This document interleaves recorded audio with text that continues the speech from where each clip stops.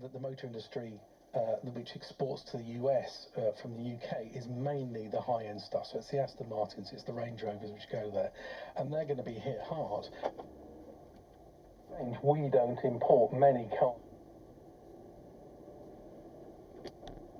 Some motorcycle and some Teslas occasionally, and also some German SUVs are made in America. But it's generally, we send far more cars to America than they send to us. So you can kind of see why America wants to do it. They see that imbalance, but of course it's made up for in other parts of the industry. What do car manufacturers do now? You said product planning has to take place 6 years in advance. I mean, it's difficult to know what Donald Trump might announce or be thinking of next week, let alone years ahead. Yeah, that is the big problem. So I think that maybe the manufacturers will be looking for other markets. I mean, the issue for them is that China, which used to be a huge market, has had a bit of a downturn in imported vehicles as well, partly because they're in the cars they make in China are getting so much better, and that's a problem for the UK industry as well, especially with electric cars. Is that the Chinese government was making sure it was investing in electric cars a decade ago, and that we weren't doing the same, and now we're seeing that that's an issue. So we don't make electric cars in the UK anymore, except for just a handful. There was a lot of excitement in the past years about electric vehicles. Do you feel that that's now dampening to some extent, or are consumers still, buying them in mass? Yeah, they are buying them. I mean, I think the sales were 20% of all vehicles last month, which is obviously huge, and they're growing month on month. But it's not going quite as fast as people would expect, and the government wants to. And the government has very good reasons for wanting people on electric cars, not just environmental. It's all about the kind of geopolitical thing of, when the oil prices go up, we don't have any control over that because we don't make so much oil and gas anymore as we used to. So we want to be.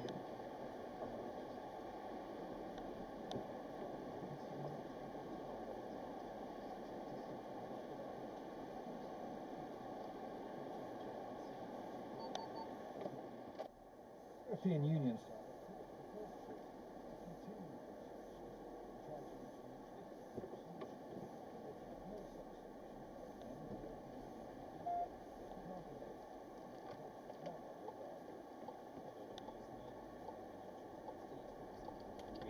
After a fire at a property in Paisley, emergency services were called to Barterholm Road yesterday evening.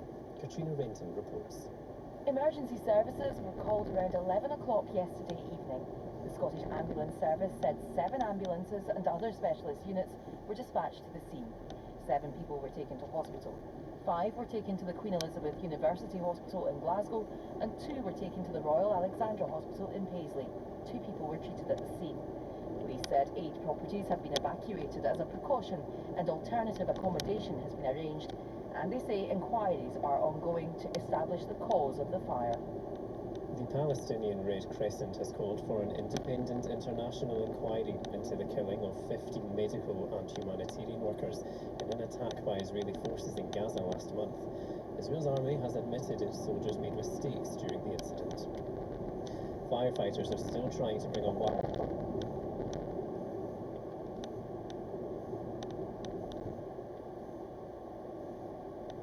a large blaze which began in the Galloway Forest Park on Friday is now out. Chris McLennan has more. Both of these wildfires come during an extreme risk warning from the fire service. People are being urged during that period to avoid outdoor fires and barbecues, and also to dispose of cigarettes and glass safely. What the fire service also says is that most wildfires are human caused, so the message is to act responsibly, and that remains in place today. Now, the weather is nice, it's sunny, it's dry, schools are out, so people are being urged to enjoy the outdoors responsibly, but to do so and to take caution just to avoid the potential for any further wildfires. The death has been announced of the Blondie drummer Clem Burke. He was 70 and had been suffering from cancer.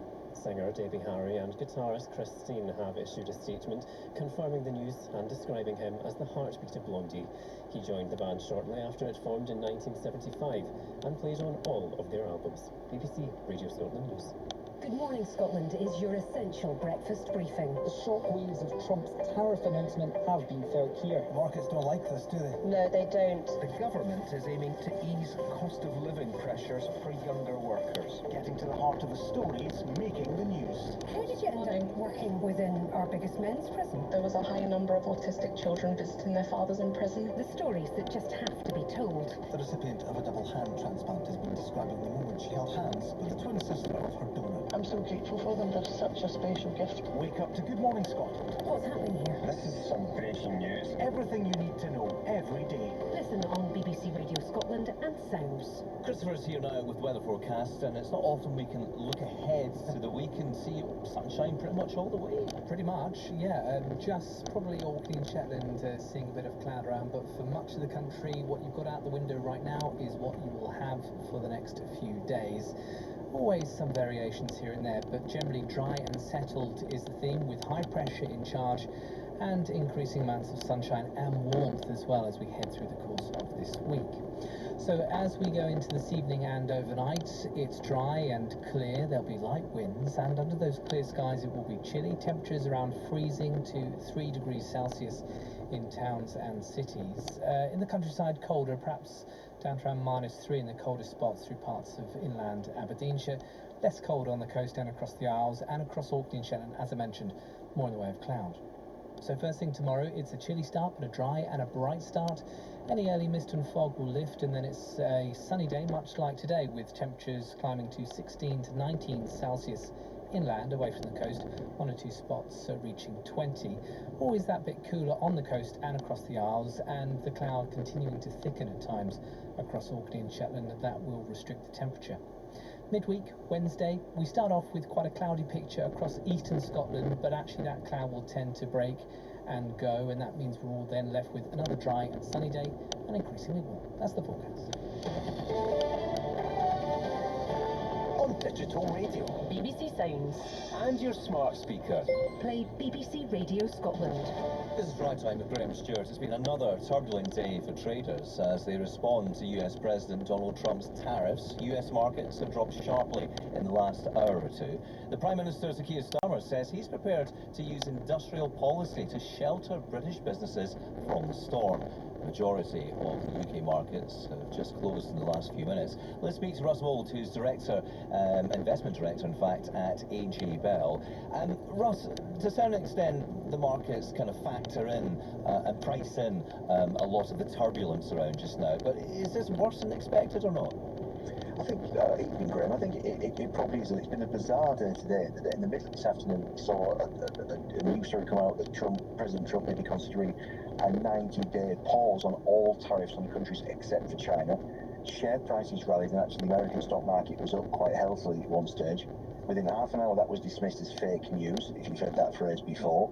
And we've just now got a strip coming across saying that President Trump may be considering an extra 50% tariff on China in retaliation for their retaliation last Friday. And that's probably the one thing that selfish financial markets don't want to see, is a continuation of that tit-for-tat exchange. So having started to look as if they were trying to make a rally, the markets are now rolling back over again, and the FTSE 100 here looks like it's going to close at its lows down some 4 to 5%. So when you say that, you know, he was suggesting at one point about lifting the tariffs, is that, do you think, because he's quite spooked by what's happening in the markets and he's trying to influence them? But I suppose the problem with that is if you keep doing that, it just makes the uncertainty even greater.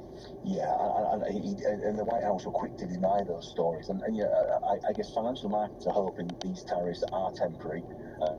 And that we go back to, and that maybe the White House's strategy is, as the Treasury Secretary Percent puts it, is to escalate, to de-escalate, go in hard, come back after a negotiation to a position that was still pretty tough, but doesn't feel anywhere near as bad as it would have been. That's what markets are hoping for. So markets will rally whenever they get a sense that maybe there's a deal with a trade partner. So Israel and Japanese prime ministers are in Washington, I think, right now. Markets will hoping that might lead to something.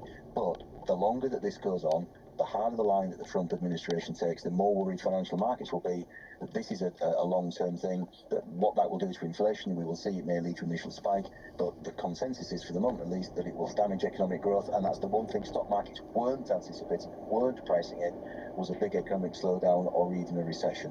And I guess the potential for this to seriously escalate is the real worry. I mean, you mentioned China there. I mean, if he's, China said it was going to impose these retaliatory tariffs on the US, and now Donald Trump talking about, tariffs on Beijing now 50%. I mean, it just kind of escalates out of control before you know it. Yeah, I mean, the UK, Australia and Mexico are in the vanguard of those countries that are saying we don't want to retaliate, we're looking to try and get a deal here. China, Canada, and the European Union, interestingly, are on the link to actually they're going to fight fire with fire. So there are different countries and different economic blocks taking different strategies. We'll see which one ultimately prevails. But I think, again, markets are hoping deals can be done, global trade can continue as before, because that's a scenario that's generally worked pretty well for the last 40 or 50 years for most people. But President Trump would argue not for everybody, and he's arguing his concern is Main Street and the jobs that have been hollowed out for the middle and working classes in between the bits between California and New York City. Well, let's talk a bit more about Main Streets, as they call it in America. What does all of this mean for ordinary people? It's all very fascinating to look at these drops in the stock market, but does it have immediate implications for all of us? It's interesting that, because Treasury Secretary Scott Bessent said over the weekend, the top 10%, the wealthiest 10% in America own more than 90% of the US stock market. The bottom 50% own barely 1%. So he's saying, if the stock market wobbles, so be it. What we're trying to do here is encourage long-term investment, create jobs in America, and then bring the multiplier effect. If a factory pops up somewhere, then so does a cafe, so does a restaurant, and so does a supply chain. And that seems to be the official policy. And that's the Trump message of, we've got to take some medicine, short-term pain, long-term gain. And again, financial markets aren't too keen on hearing that. A, because they're Wall Street, not Main Street, and B, they're not sure if that policy is going to work, because you can try and drive investment through tariffs and by putting barriers up, but the history of that isn't very good. And if you don't accompany that with things like tax breaks for investment, better public transport, better infrastructure, encouraging labour participation, like providing tax breaks for work for parents, then a lot of the medicine that you're looking to pour down people's throat isn't going to work because you're not giving it the right kind of support.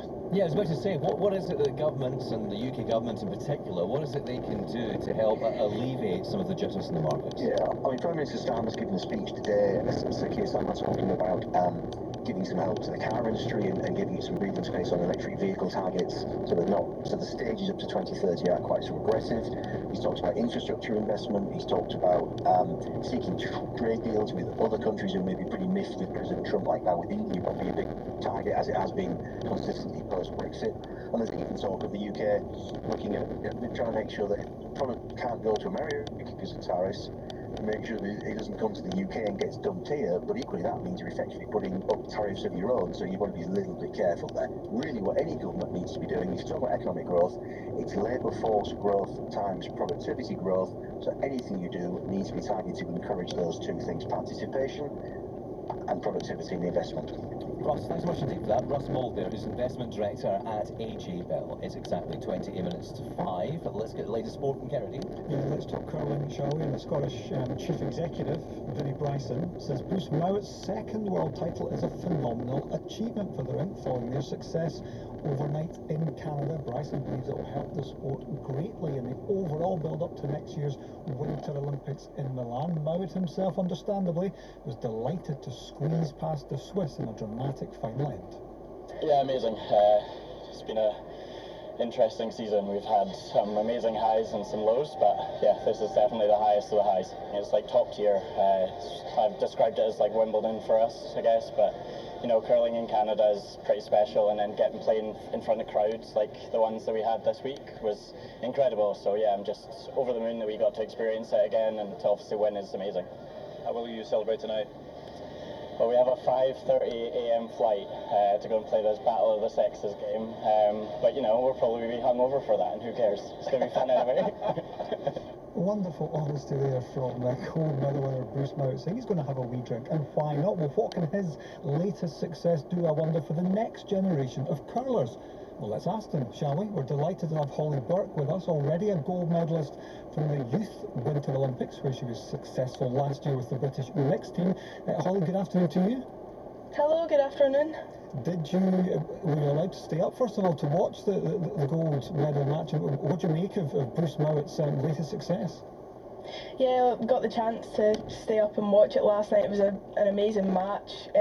Got tired about midnight, but stayed up to support and watch how they were playing. God, what an achievement! 2-time world champions. That's incredible. And I think for Bruce and his team to be able to do it in Canada once again, in front of such a big crowd is amazing. And they all had the support from back home here for BBC and Curling Channel. We all got to watch it, which was amazing. But yeah, what an achievement. And tell me how important that visibility is for you as a young curler. You've already been really successful in your young career so far, but to be able to see that and to have role models like Bruce, like of course Eve Muirhead before him. Yeah, it's incredible just to have even Bruce and Eve obviously achieving what they've achieved so far. For us, like the Youth Olympics, I would never have dreamed of doing that if I didn't have such inspirational figures ahead of me. And with Eve having won the Olympic gold in 2022 and Team Mowat winning silver, that's what you aim for. And yeah, with the success of the Youth Olympics, all us young ones strive to achieve as World Championships, Olympics, and just being able to follow in their footsteps. How did you get involved in the sport, Holly? You're from Hamilton, aren't you? Yep, I'm from Hamilton. How did it all start for you? How did you get involved in curling? Well, I was in Portugal on holiday, and the only English thing that was on the TV at that point was the Winter Olympics in 2018. And the curling was on, Mum and Dad were sitting watching it, and I ended up joining them. And I actually thought it looked like a blast. So Mum got in contact with Hamilton Ice Rink asking if they had any spots available to take on a new curler, and they were great with me. That's how my passion started. That's amazing, and it's already brought you Olympic gold at Youth Olympic level. What's next for you? What are your next targets? And I guess you'll be looking ahead, even if only as a spectator, to the Winter Olympics coming up, where Bruce Mowat wants to go from silver to gold. But what's next for you? Well, next year hopefully we want to try and aim for World Juniors, representing Scotland out there. Just came unlucky this year, finishing second at our Scottish Junior Nationals to get the chance to go. But yeah, definitely aiming for World Juniors next year.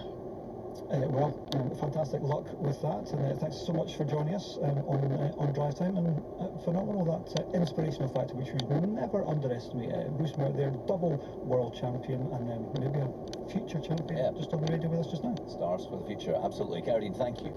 Now, the motor racing legend Sir Jackie Stewart has been talking about the heartbreaking moment his wife of more than 60 years forgot who he was. Lady Helen Stewart was diagnosed with dementia in 2014, and now Sir Jackie's charity, Race Against Dementia, is funding new research into the disease. He's been speaking to our health correspondent, Nikki Fox.